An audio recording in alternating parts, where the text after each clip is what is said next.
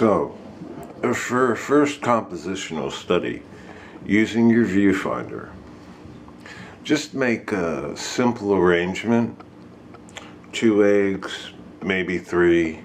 I prefer you use white eggs.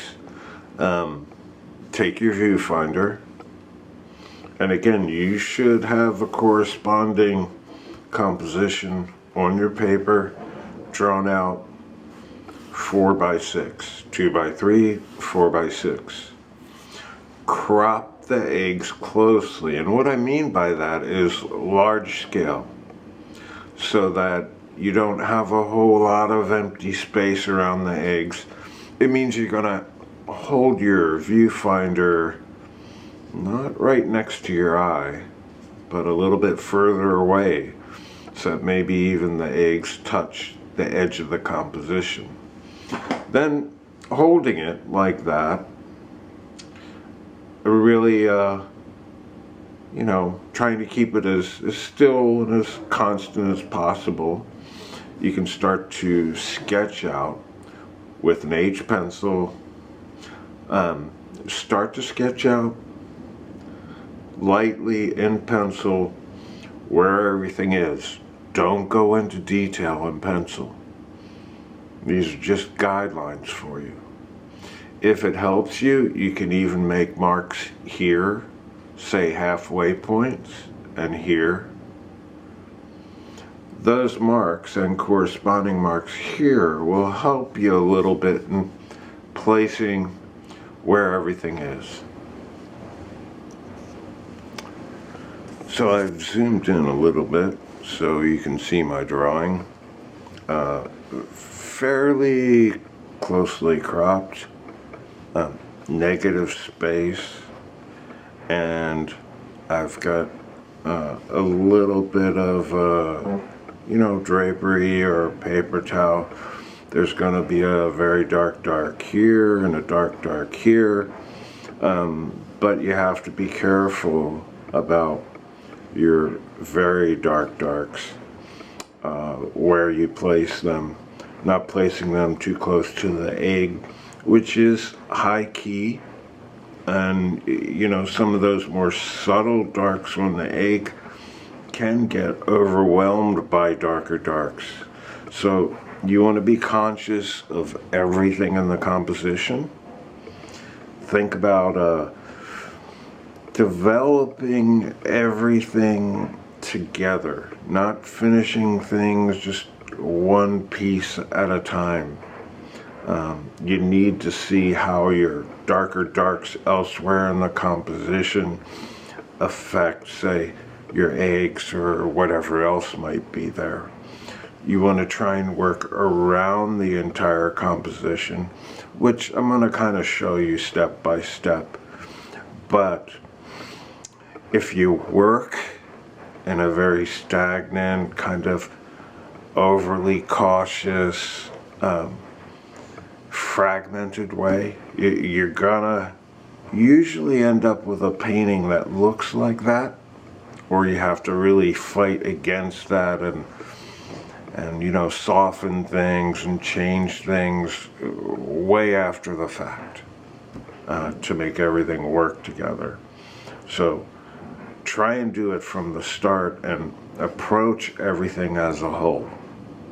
And this is a compositional study, which means we really want to reinforce taking on the entire composition at once.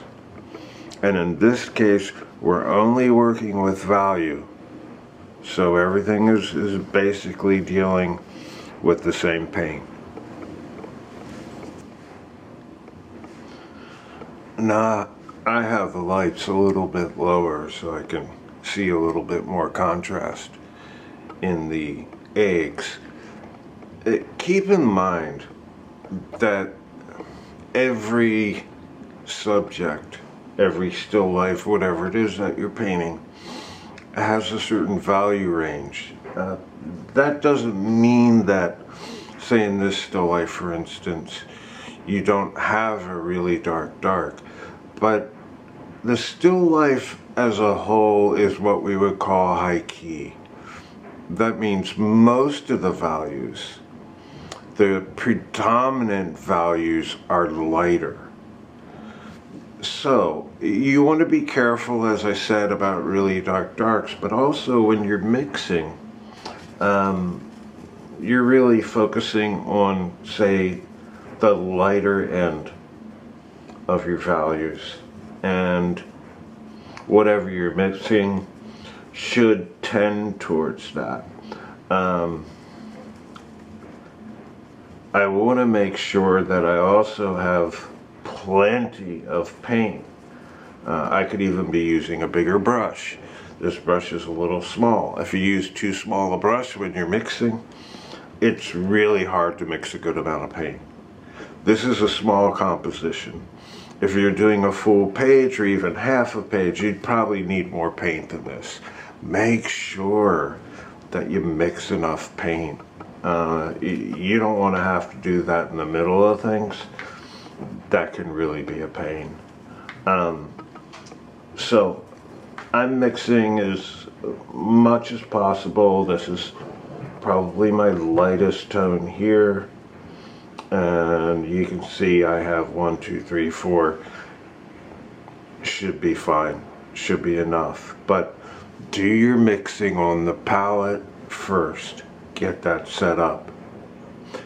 Then our next step is going to be basically to take not our lightest value necessarily, but to take something that maybe is a light mid value, something like that, and kind of break things up into light and shadow. Give yourself kind of a place to start that, you know, isn't starting with the lightest gray, because, you know, when you do that, although that is the inclination for some people, when you do that, it can really set you up for a really long process with a lot of layers, and we don't necessarily want that. Some of those reasons will become obvious as we go on. This is a really nice brush, by the way. Can't tell you where I got it. I've had it for some years, but one of the things that's nice about it, if you can see that, I don't know. But one of the things that's nice about it is how light it is. It's hollow. It's also held up really well to time. Not too many of those hairs are gone. Nice brush. So I'm going to use my light middle gray. Really, as you start painting, you don't want to be overly cautious. Let the paint kind of do a lot of the work for you, as we've talked about. And again, depending on how much you do wet on wet and how much you do wet on dry, that's gonna influence how you start things to some extent. Now, one of the things here that's really helpful, takes getting used to, but as you go along with that middle value, you can just kind of, you know, take the paint off of your brush, right? I do this a lot because I want to get the feel for, you know, the moisture that I'm taking out or how much moisture is left. You can use a little bit of your lighter tone here, and sometimes if you want smooth transitions, just try and do that really quickly as you're moving around. It's harder to come back and do it. So if you get in the habit of kind of doing that as you go and just softening those edges, you don't have to be perfect with it, but I'm just going to soften things. I might have to come back into this. Remember, leave the white of the paper. You want to exaggerate the contrast that you have. So don't cover up all the white of the paper. To keep going, and again, that's a start there. I'm going to keep going. I kind of want to define this edge right here, shadow behind it. But you got to be careful in this case that this paint doesn't bleed into that paint. That could kind of be a problem. So I'm going to approximate this shadow, but I want to be careful. And again, as we're moving around, if you can kind of learn to do certain things kind of quickly, it may help you. I'm going to go into my lighter tone here, stretch this out a little bit too much on the brush. I'm going to squeeze it out, go in with less paint on the brush, and soften that edge. Again, back to the paint that I'm using here. I'm approximating. I'm not trying to be perfect. And again, I might take my lighter gray, go a little bit further with that. And I want to move around as quickly as I can. You know, you don't want to get hung up on one area. And again, I'll squeeze pretty much everything out of my brush to go back and kind of work with that edge. The same thing with this part of the edge too. But it's important to get to that negative space quickly. You know, don't get hung up in one place. Now, as I'm painting, breaking things up into light and shadow, you can see that what I put down on those eggs is dried and it gets lighter. So, you know, some of what you do initially may dry lighter than, you know, what you first put down. As I move around, I'm mainly working with my middle light value. But when I see certain things and it's easy enough to do, I might drag a little bit more of that pigment out, you know, just to kind of lighten an area instead of putting down middle gray. The thing you need to remember is if I want to pull out a highlight that's right here and here, you don't want to cover up the white of the paper accidentally. Be careful with that. Work around it.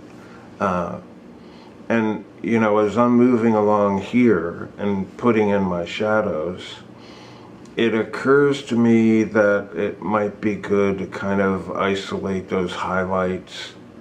Might be fairly simple to do so.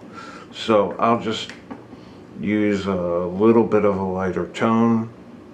And again, you don't want to get sidetracked to getting hung up on one small area for too long. But let me go back to what I'm doing with the brush. I'll often, you know, squeeze out kind of what's on the brush, most of the moisture. I do it with my fingers because I want to feel for it. And then to kind of drag this out, and this is what I call dragging. I just have moisture on my brush, maybe a little bit of pigment, and I'm just kind of isolating that highlight, you know. So I keep it. There's another one down here. So I'm kind of going to do the same thing down here, isolating that highlight. And then, you know, depending on how wet this is, you can either drag out or just put down some lighter gray around it. But as I said, don't get hung up on too much detail at this point. Try and keep it fairly general. And let's go back to our mid value. And I'm going to put that down wherever that mid value is kind of connected here to that lighter value I put down. It is going to spread out a little bit, but that's okay. You know, it's part of what we're working with. Here's one thing I want to show you. This area, while it's still wet, let's say I put down some paint. It's a little bit darker than I really want in that spot. Again, I'll kind of clean that brush, squeeze out the moisture, and then I'm just going to go back over this. Light touch, light touch. And you don't want to do that too much. And pick up a little bit of the paint. The brush will pick it up. You don't have to work very hard. Have a light touch. But yeah, if the paint is still wet, you can pick some of it up. If you do that too many times, you're going to end up with a really overworked area that doesn't look very good. So don't do that. That'll be bad. Again, light touch. I also want to get into this idea of dragging a little bit more. Dragging, sometimes also called pooling. It basically is taking a brush. How wet the brush is really affects how much, you know, you're going to change what's there. I don't have a very wet brush right now, so if I wanted to drag some paint out, it's not going to do all that much, and it is drying. So let's use a little bit more water, and using a little bit more water, that's going to flow back into the paint that I've already put down a little bit. And you know, I can also drag some of that paint out a little bit.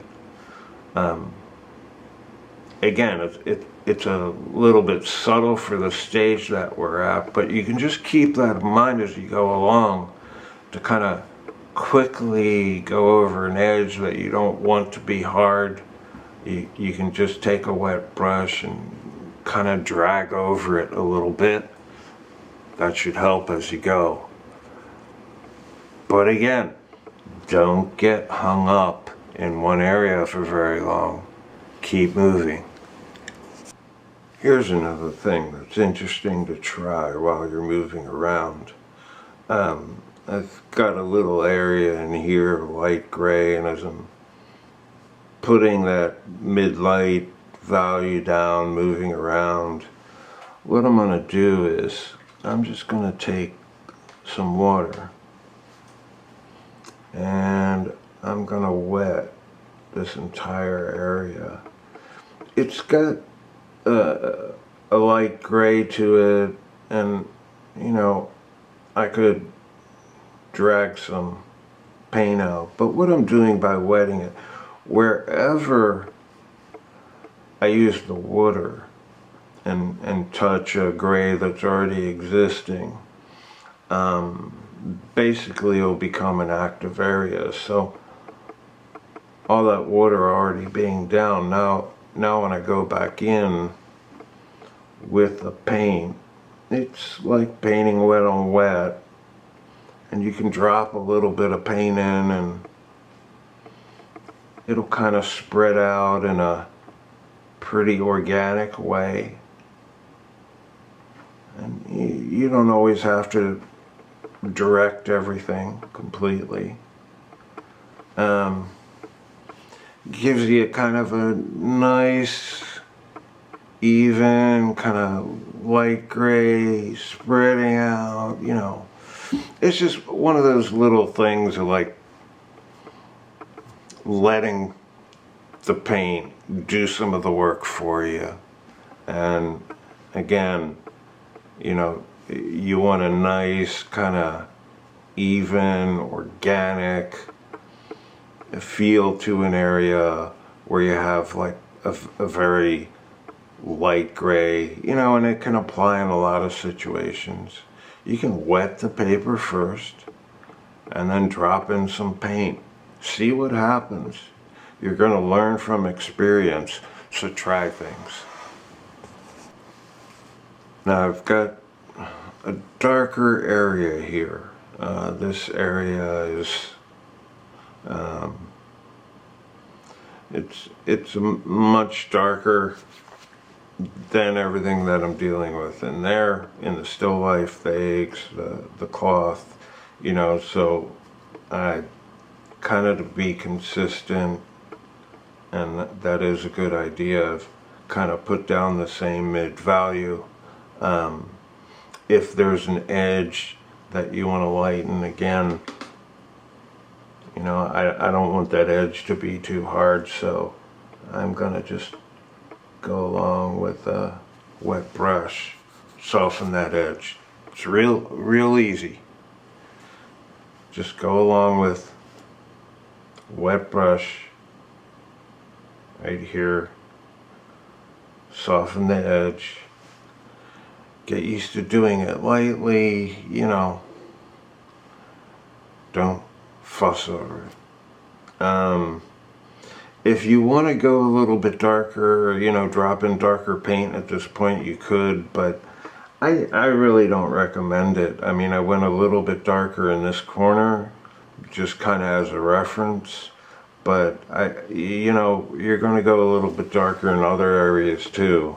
So I would just kind of keep it consistent. We've got a little bit more of the same dark down here, right up to this point. It's nice that I'm coming back to this spot and these areas are already dry, because I can go right up against them. Sometimes that can be a problem if something like this is still wet, you know, right here, and you don't want this paint to bleed in there and make it darker necessarily. Once it's dry, that dry edge is like a wall. That paint is not going to go beyond that wall. I can keep dropping in paint and, you know, it'll stay there. So that's basically, you know, our first go over. Yeah, you know, I've been painting a while with watercolor, probably, let's say, 30 years. So you know, I kind of know what I'm doing, and it's pretty easy for me, although I'm limiting myself, it's pretty easy for me to go across this whole thing with one value and stretch it out and push it and pull it and do some different things. Don't be discouraged if you're not able to do much beyond just kind of going over it with a mid value and breaking it up into light and dark. That's fine. What we really want to emphasize in these studies early on is getting a good sense of light and dark, treating everything the same. Light and shadow, there isn't any difference from, you know, this dark over here and that dark on the egg. You want to treat it all the same, see everything as a whole. You know, you're painting shapes, and in some cases you're giving things form, but in a sense, you want to treat everything as abstractly as you can. This is an arrangement of shapes, light and dark. And again, don't separate or fragment the objects from the space that they're in. Deal with everything at the same time. That's so critically important to everything that we're going to do. Deal with everything at the same time. Your composition really should be treated as a whole thing, not in distinct, fragmented parts. And as we deal with more space, as we deal with more complex space, that becomes even more critically important. So, this is a finished study. Not what you're doing at this point, but with a little bit more time, and you'll get there.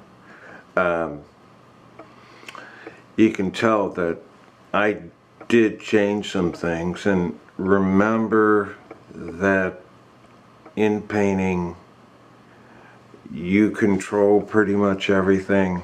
I may not go as dark in certain places. I want to keep a certain evenness overall to the color scheme. Not going to push things too dark up here because I don't want too much contrast up there.